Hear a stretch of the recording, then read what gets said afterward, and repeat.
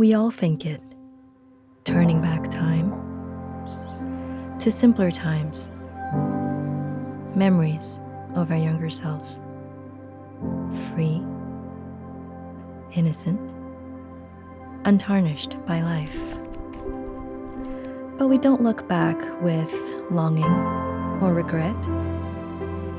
Instead, these are the moments that make us who we are today,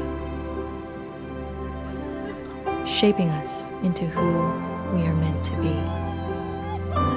But who we are tomorrow, that is a work of art.